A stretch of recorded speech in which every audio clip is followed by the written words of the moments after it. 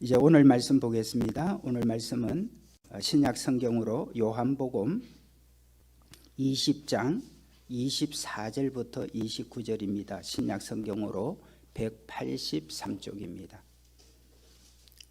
신약 성경으로 183쪽 요한복음 20장 24절부터 29절에 있는 말씀입니다.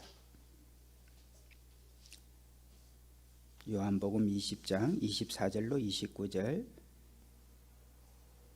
오늘 주께서 우리에게 주시는 주의 말씀입니다. 경청해서 듣겠습니다. 12 제자 중에 하나로서 디두모라 불리는 도마는 예수께서 오셨을 때에 함께 있지 아니한지라. 다른 제자들이 그에게 이르되 우리가 주를 보았노라 하니 도마가 이르되 내가 그의 손에 못자국을 보며 내 손가락을 그 못자국에 넣으며 내 손을 그 옆구리에 넣어보지 않고는 믿지 아니하겠노라 하니라. 8해를 지나서 제자들이 다시 집 안에 있을 때에 도마도 함께 있고 문들이 닫혔는데 예수께서 오사 가운데 서서 이르시되 너희에게 평강이 있을지어다 하시고 도마에게 이르시되 네 손가락을 이리 내밀어 내 손을 보고 네 손을 내밀어 내 옆구리에 넣어보라. 그리하여 믿음 없는 자가 되지 말고 믿는 자가 되라. 도마가 대답하여 이르되 나의 주님이시요 나의 하나님이시니이다.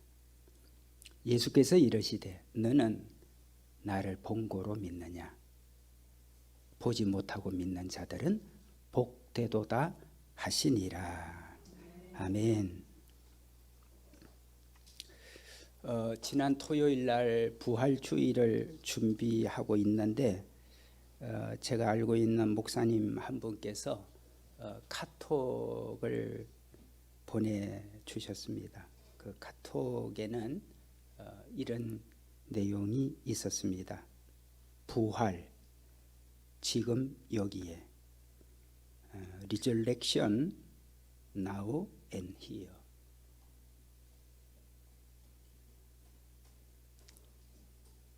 네. 카톡에 이렇게 부활, 지금, 그리고 여기에.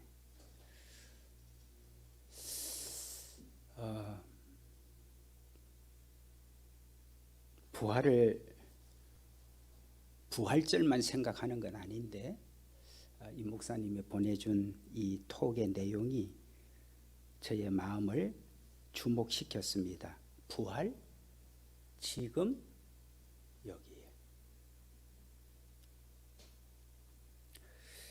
예수님의 부활을 교리로 우리가 다 믿습니다. 그러나 지금 여기에 계신 부활하신 주님을 확인을 우리가 하지 못한다면 부활은 죽어서 화석화된 부활뿐입니다. 그러니까 과거 2000년 전에 있었던 사건으로 끝이 나버리는, 지금 여기와는 아무 상관이 없는, 그러니까 화석화되어 버린 부활절일 수밖에 없다는 것입니다. 그렇습니다, 여러분. 지금 여기에 우리와 함께 하시고 내 안에 살아 역사하시는 부활의 주님과 동행이 되지 않는다면, 부활하신 그 주님이 나와 함께 지금 여기에서 동행이 되지 않으면 교회는 부활을 기념하는 박물관이죠. 그리고 살아계신 하나님의 집은 아닙니다. 박물관뿐이에요. 과거 것을 모아서 이런 게 있었대 보여주는. 그렇습니다. 여러분, 부활 교리는 사건입니다. 부활은 이념이 아니라는 거죠. 그런가 봐, 그런 일이 있었대, 그렇다고들 말을 하고 있어. 그러므로 여러분, 부활이 지금 여기에 내 삶에서 놀라운 변화로 그 부활이 생겨나지 않는다면 부활은 그저 2000년 전 사건인 것으로만 끝나고 맙니다. 그래서 오늘 내 삶에서 날마다 확인이 되는, 오늘도 여전히 지금 여기서 내 삶에서 늘 확인이 되는 그런 부활이 우리의 삶에서 증거되는 그런 축복을 주께서 주시기를 원합니다. 이런 일이 있었습니다. 예수님의 12 제자 중에 별의별 성격, 취향, 지식, 또 가정 형편, 호불호가 다 다른 그런 12제자입니다. 그런데 그 중에서 12제자라고 해서 무턱대고 다 예수님을 믿은 사람은 아닙니다. 우리가 생각할 때 집안이 기독교라서 믿는 사람도 있고, 집안 대대로 믿었으니까 나는 선택이 아니라 그냥 그게 젖어서 믿은 거예요. 그런데 또 어떤 사람은 왠지 마음이 이끌려서, 누가 전도를 한 것도 아니고 누가 교회 한번 와보라고 초청을 한 것도 아닙니다. 그런데 왠지 교회를 가고 싶어. 뭔지 모르지만 신이 계신 것 같아. 그런 마음을 가지고 있다가 교회를 오신 분들도 있고, 그 다음에 굳이 교회를 안 오려고 그러는데 하도 간곡하게 요청을 하니까 그것에 못 이겨서 그래서 교회를 오는 분도 있습니다. 그러나 전혀 믿지는 않지만 안 믿어지고 여전히 나는 안 믿는 마음이지만 그래도 혹시나 해서 나오는 사람도 있습니다. 근데 12제자 중에서도 여러분 아주 현실적이고 그리고 과학적이고 논리적이고 실정주의적인 제자가 있었어요. 그 제자가 바로 오늘 우리가 읽은 성경에 나오는 도마라는 제자입니다. 이 도마라고 하는 뜻은 쌍둥이라는 뜻이에요. 이 도마는 말만 가지고는 절대 안 믿는 사람입니다. 본인이 눈으로 확인이 돼야 돼. 손으로 만져봐야 돼. 그러고야 믿는 사람이 도마입니다. 우리가 성경을 잘 모르면 그냥 그 사람들은 뭐야 그냥 휙 뒤집어서 또 뭔가 그래서, 그렇지 않습니다. 본인이 눈으로 봐야 되고 손으로 다 일일이 하나하나를 다 확인해야 믿는 이 도마, 이렇게 정확하게 하나하나를 따지고 믿는 자는 좋은 게 하나가 있어요. 이 사람이 정확히 눈으로 보고 자기 손으로 하나씩 다 확인이 되고 난 다음에는 부실하게 믿는 자가 없습니다. 대충 믿는 자가 없어요. 건성으로 믿는 자가 없습니다. 이렇게 분명히 확인이 된 다음에 거부할 수 없는 진실, 거부할 수 없는 사실 앞에서 이 사람은 전적으로 믿게 되는, 확실히 믿는 믿음을 갖게 됩니다. 여러분, 처음부터 그냥 무턱대고 믿으라고 해서 믿을 사람이 과연 몇 사람이 되겠습니까? 저도 마찬가지입니다. 저도 교회를 처음에는 그냥 하도 와서 간청을 하고 요청을 하니까 한번 따라가 주겠다는 것으로 교회를 처음 한번 간 거예요. 그런데 가보니까 좋더라고요, 일단은. 그래서 그냥 뭐라도 하나 믿는 게 좋다고들 다 어른들도 얘기하고 그러니까 그냥 조금 더 나가보자.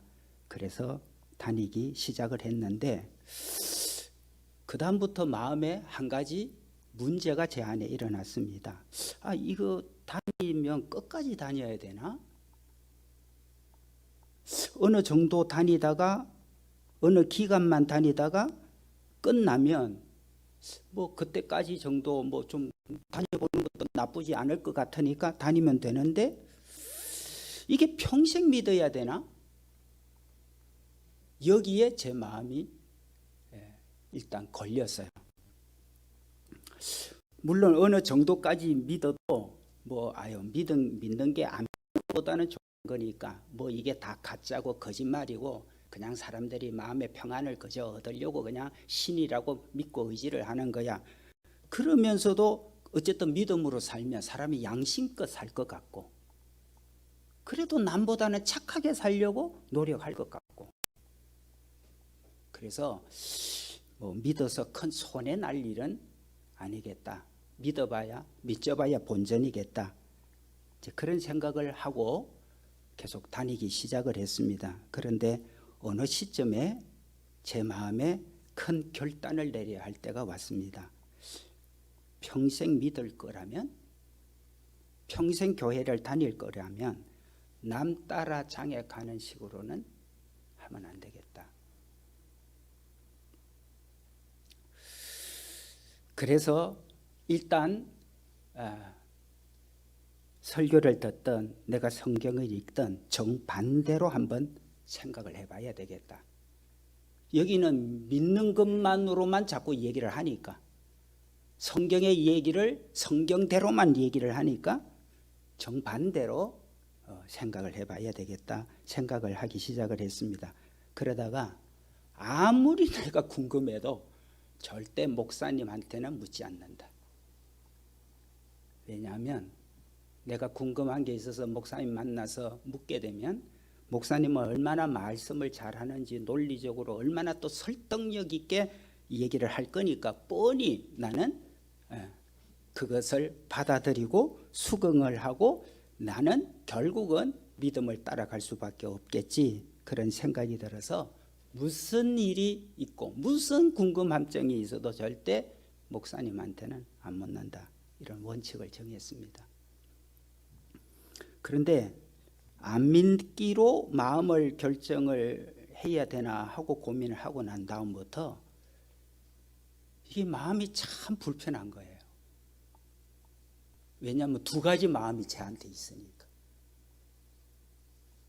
그래서 그럼에도 불구하고 내가 내 평생을 믿어야 되고 내 평생을 걸어야 될 것 같으면 이 불편한 쯤이야 어쩔 수 없지. 그러면서 계속 정반대적인 것들에 대한 것들을 책도 읽고 사람들하고 만나서 얘기도 해보고 했습니다. 다 얘기는 할 수 없습니다. 어쨌든 그러나 결국은 하나님의 살아계심을 확인하고, 또 주님께서 제게 오늘 도마에게 너 그렇게 날 못 믿으면 하고 주님이 도마 앞에 나타나셔서 너 그렇게 그런 마음이라면 내 손도 다 만져보고 내 발도 다 만져보고 십자가에 못 박힌 예수님이 맞나 안 맞나 만져봐야 될 거 아니에요. 못 믿겠다는 사람한테는. 심지어 옆구리에 창을 찔려서 피를 다 쏟았잖아요. 그래서 그 옆구리에 손까지 다 넣어봐라고까지 주님이 하십니다. 그래서 여러분이 믿음에 대해서 의심이 있고 의문이 있는 건 나쁜 거 아니에요. 그러나 끝까지 의심으로 의문으로 끝나면 그건 불행한 사람입니다. 의심이 되고 궁금한 거는 여러분이 어떤 방법을 해서라도 확인하셔야 돼. 분명히 확인하셔야 돼요. 제가 늘 여러분에게 말씀드리는 것은 우리가 믿는 하나님이 살아계신다, 예수님이 살아계신다, 이것을 억지 춘향으로 따라가면 안 됩니다. 그러면 정말 그런 분들은 불행하신 분이에요. 그런 분이 되면 종교는 무거운 짐이에요. 이게 코에 깨어갖고요. 그런 불행이 어디 있습니까? 내 인생에 다른 것도 무거운 짐이 많은데 종교가 또 하나의 짐이 돼버렸어 나한테. 그런 것을 왜 합니까? 그래서 이런 도마를 주님께서 만나주시죠. 만날 수밖에 없어요. 그래서 오늘 주님이 하신 말씀이 뭡니까? 자, 이렇게 도마가 이렇게 얘기했죠. 여러분 25절 한번 보세요. 같이 읽어볼까요? 25절 시작. 다른 제자들이 그에게 이르되 우리가 주를 보았노라 하니 도마가 이르되 내가 그의 손의 못자국을 보며 내 손가락을 그 못자국에 넣으며 내 손을 그 옆구리에 넣어보지 않고는 믿지 아니하겠노라. 굉장히 철저합니다. 하나하나 다 확인해야 돼. 조금이라도 궁금증이 남으면 안 돼. 조금이라도 미심쩍으면 안 돼. 그래서 그런 도마에게 주님 27절 자 같이 읽습니다. 시작. 도마에게 이르시되 네 손가락을 이리 내밀어 내 손을 보고 내 손을 내밀어 내 옆구리에 넣어 보라. 그리하여 믿음 없는 자가 되지 말고 믿는 자가 되라. 무턱대고 믿으라는 거 아닙니다. 증거도 없이 믿으라는 게 아닙니다. 사실 확인도 안 하고 믿으라 아닙니다. 확인할 것 다 하고 점검할 것 다 하고 궁금한 것 다 알아보고 조금이라도 의심적인 것 다 점검하고 확인하고 난 다음에 그리고 믿는 자가 되라.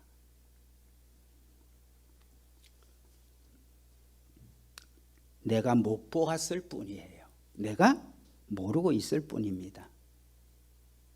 다만 믿음이 필요할 뿐입니다. 그리고 그 믿음은 나를 변하게 만듭니다. 여러분 이렇게 의심했던 도마가 주님 손, 발, 옆구리 다 만져보고 얼마나 죄송했을까. 얼마나 부끄럽고 미안했을까.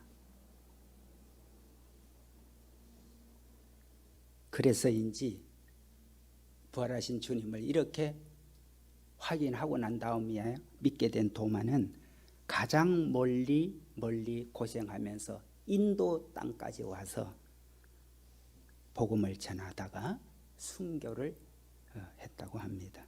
그래서 지금 인도에 가면 첸나이라고 하는 지방에 이 도마의 무덤이 있습니다. 화면 한번 보여주시면 좋은데, 예, 도마의 무덤이 이 인도의 산토메 성당이라고 지금 세워져 있고, 예, 도마의 무덤이 되어져 있는 곳입니다. 그런데 제가 말씀을 준비하다가 궁금한 게 하나가 있었습니다. 도마가 이제 부활하신 주님을 본인이 다 확인하고 난 다음에야 너무 미안하고 죄송하고 부끄럽고 때로는 아마 주님 앞에 눈물을 흘리며 제가 믿음이 그렇게 없는 사람입니다. 그러나 저는 이제 주님의 복음을 주님이 부활하셔서 살아계시고 다시 주님이 이 땅에 이제는 심판을 하러 오실 것을 전해야 되겠다고 해서 인도 땅까지 멀리 갔는데 복음을 전하다가 자신하고 똑같은 사람을 만날 수도 있잖아요. 자기가 손으로 만져봐야 믿겠다. 나는 내 눈으로 한번 봐야 믿겠다 이러면 자기하고 똑같은 사람이 왜 없을까요? 우리가 전도하다 보면 정말 별의별 분들을 다 만나게 되고 별의별 질문을 하는 사람들도 우리가 만나게 되거든요.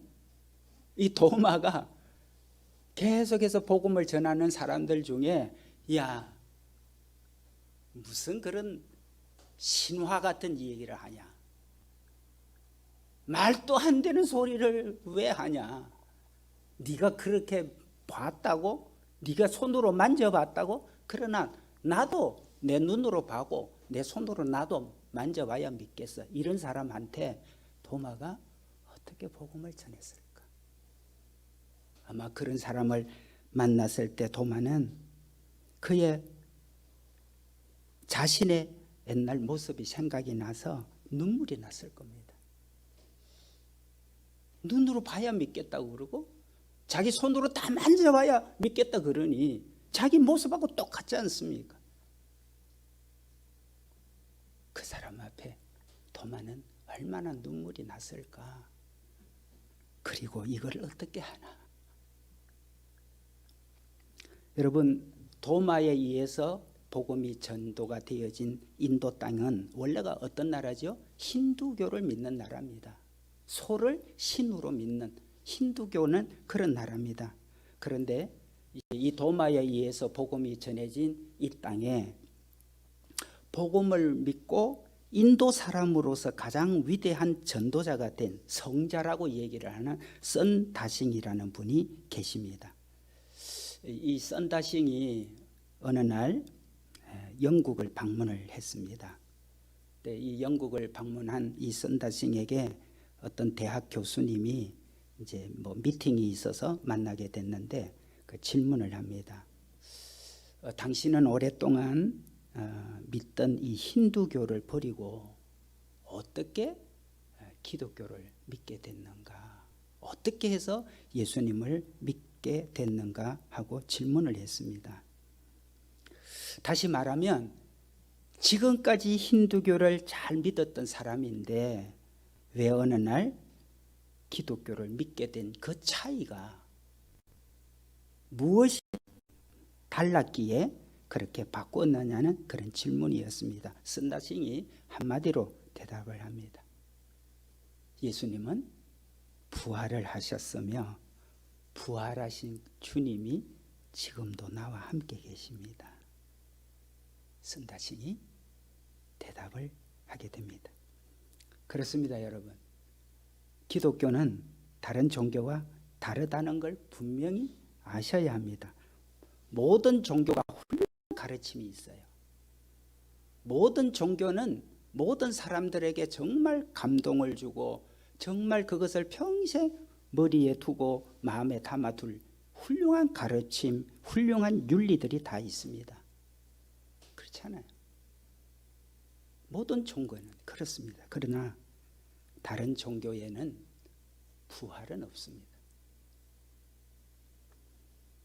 죽음으로 다 끝납니다. 그래서 지난 부활주일날 우리 4대 종교 무덤을 다 여러분들에게 보여드렸습니다.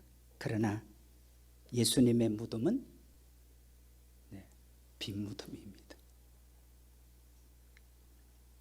우리는 죽은 자를 신으로 믿고 이 세상을 살다가 너무나 훌륭한 가르침을 주고 많은 사람들을 깨우치고 바르게 살도록 한 그런 정말 성자다운 성자들이 이 세상에 많았지만 모두가 다 이 세상에 죽고 말았습니다. 우리는 죽은 자를 신으로 믿는 게 아닙니다.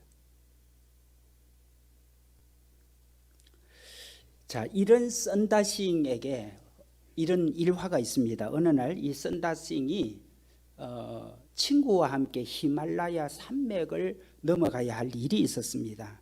그날따라 너무나 날씨가 좋지 않고 그리고 히말라야 산맥이 어떤 곳인지 여러분이 아시는데 그래서 가고 있는 중에 눈 위에 쓰러져 있는 한 사람을 발견을 하게 됩니다. 보니까 이 사람이 추위에 이미 얼어져 있고 의식은 있는데 그냥 내버려 두면 죽을 것 같았습니다. 그래서 선다싱이 친구에게 말을 합니다. 이보게, 이 사람 그냥 내버려 두면 그대로 그냥 얼어 죽고 말겠네. 그러니 우리가 힘들지만 이 친구를 부축을 해서 같이 데리고 가자. 그랬더니 선다싱 친구가 이렇게 얘기합니다. 사람은 태어날 때 다 운명이 있는데 이 사람은 이렇게 눈에서 죽을 운명인데 우리가 다시 데려간다고 살아날 것 아니라고. 그리고 우리도 지금 얼어 죽게 생겼는데 남을 돌볼 시간이 어디 있느냐 하면서 혼자 살겠다고 빨리 가버리고 말았습니다. 선다싱은 그 사람을 등에 업고 산길을 올라가기 시작합니다.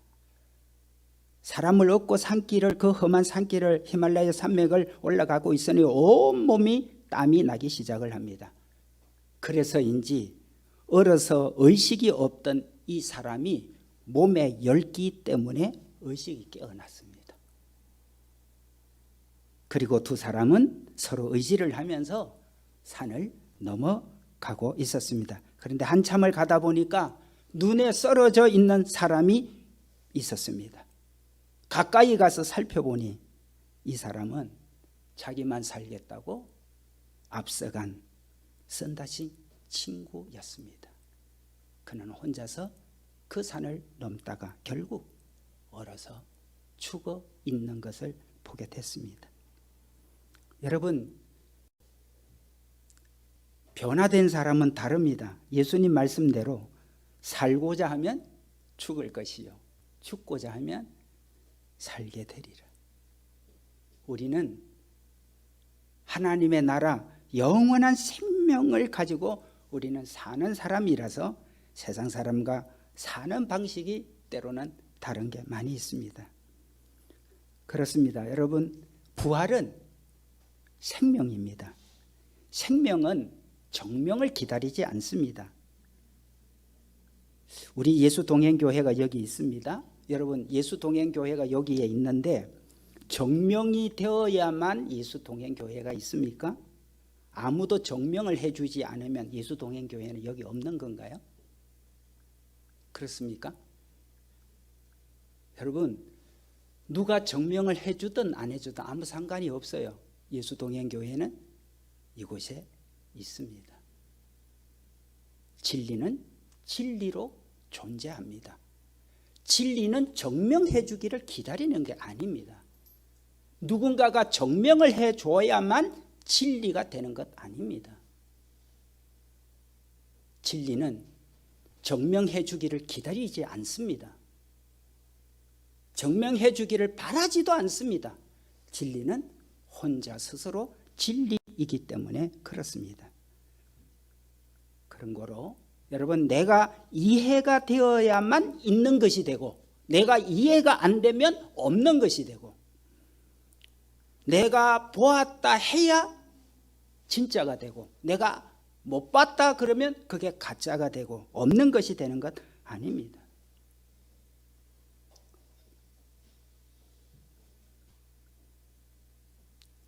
내가 알거나 모르거나 내가 경험이 없거나 상관없이 오늘도 부활하신 주님은 나와 여러분 가운데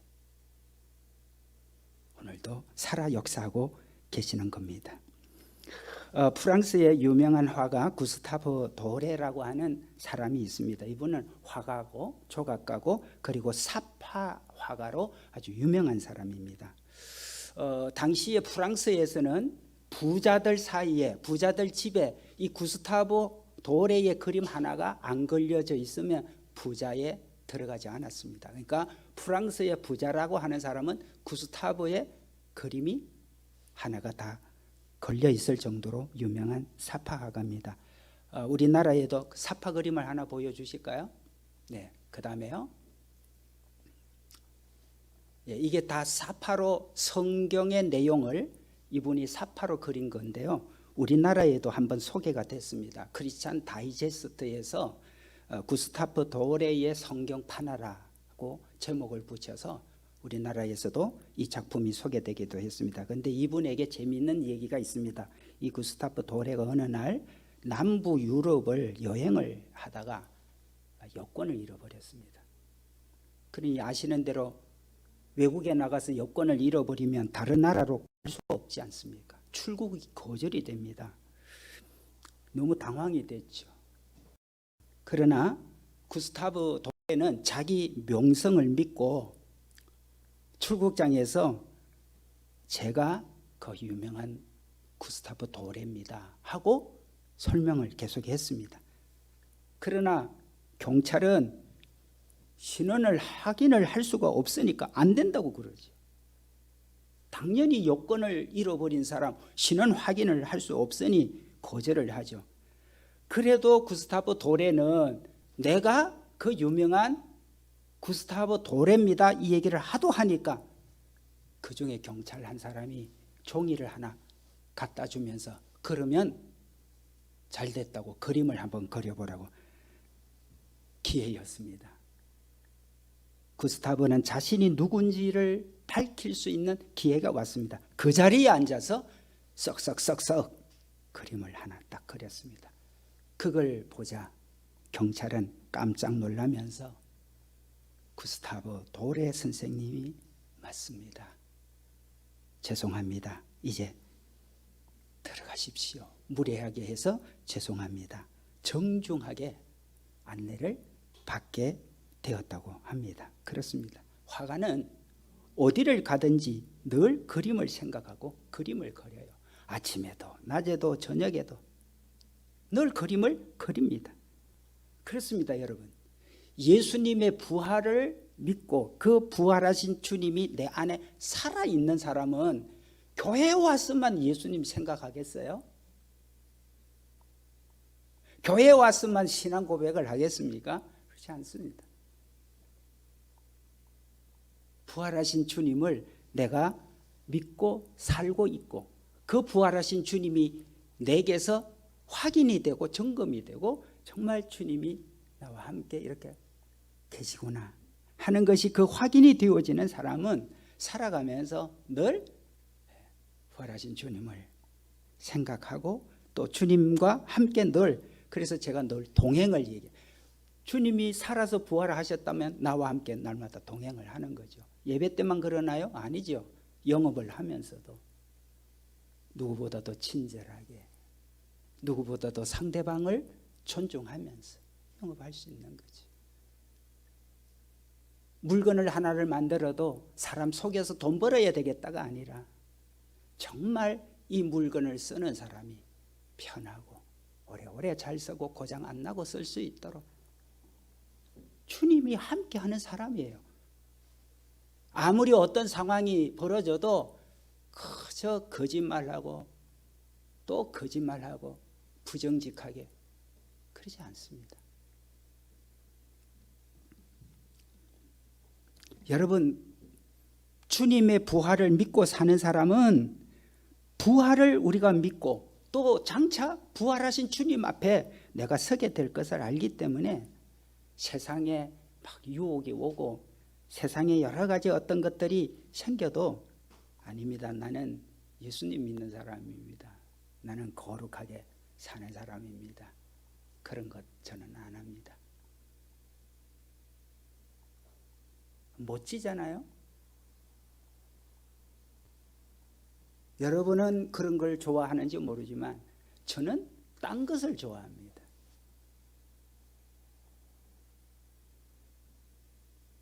좀 멋있게 사세요. 예수 믿는 사람들은 세상에서 저 옹졸하고 아유 저 뭐 또 종교에 하나 이게 빠져갖고 저런 애가 아닙니다. 여러분은 저는 부활하신 주님과 세상의 빛이라니까요.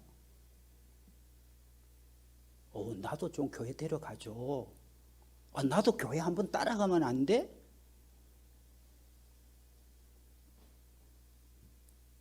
다른 사람 못 믿어도 나 당신 믿을 수 있는 사람이야.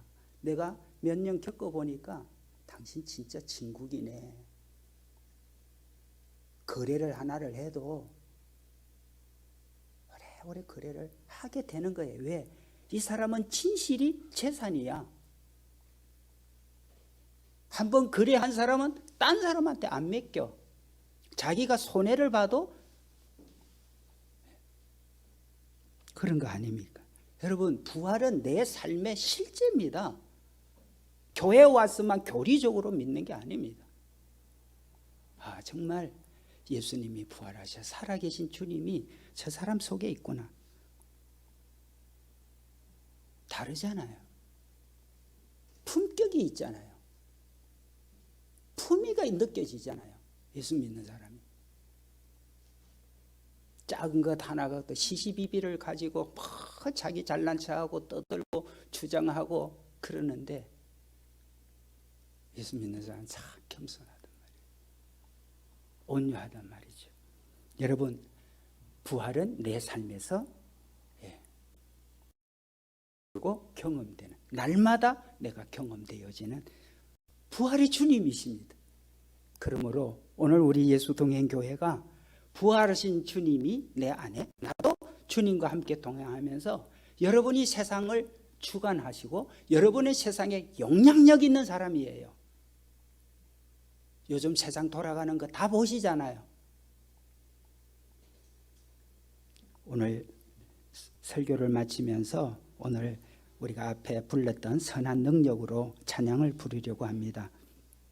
이 찬양은 작사자가 본 해퍼 목사님이신데요. 이 목사님은 천재신학자라는 이름이 붙여지신 분입니다. 천재신학자. 근데 2차 세계대전을 일으켰던 히틀러의 반기를 들고 전쟁을 반대하고 비판을 하다가 1943년에 체포가 됩니다.